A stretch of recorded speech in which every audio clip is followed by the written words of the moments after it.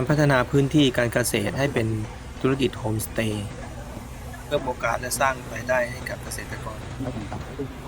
รูปแบบบ้านคอนกรีตสำเร็จรูปแบบใหม่สไตล์รีสอร์ท